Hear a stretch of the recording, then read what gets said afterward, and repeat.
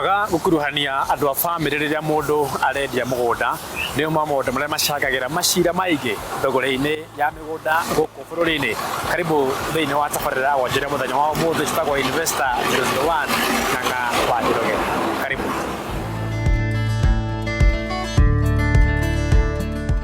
Ucenjania wa mugunda kuma kuri mwendia nginyagia muguri ni uri mitaratara ya kiwatho iria gathikitwo ni thirikari kuhitukira watho wa kuramata thogori ya ng'ondu guku bururi-ini.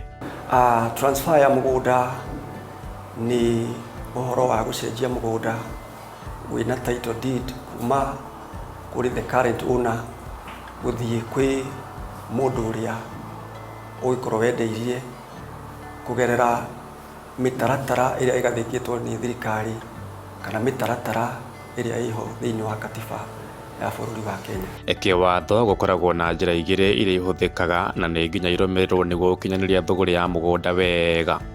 Mitaratara ni iri ni kuri mutaratara umwe wa kuhuthira wakiri na wakiri no urutaga wira ucio wothe wa gwika transfer, that is agathie bodi na agacoka kariha njuti na akaruta wira ucio wothe nginya agakurehera title.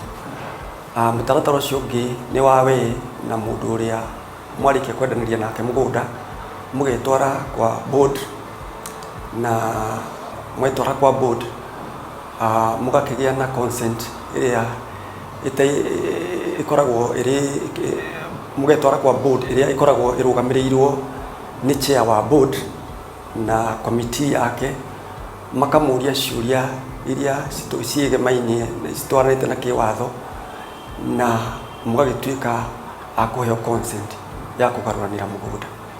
Family nyingi cianekora hatikaini ya macira ma migunda undu uria umanaga na amwe ao kwaga gukuruhanio hindi ya thogori ya mugunda. Ugwati uria ukoragwo uriho ungiendia mugunda utakurunitie family yaku ni ati family yaku kiwatho no maguthitange na macungiririe we guthie gutwarwo igoti-ini na utuike wa kuwajibika.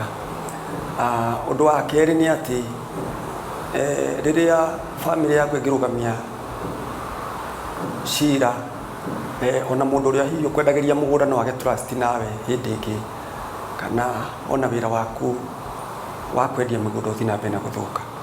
Good. Wabata muno ni gutigirira ati ni wakuruhania andu a family yaku niguo gwithemana na thigithigi cia macira matathiraga thiini wa family ni undu wa migunda na buroti no tumairira nyua ni ndiracoka thutha wa kahinda gatari coho.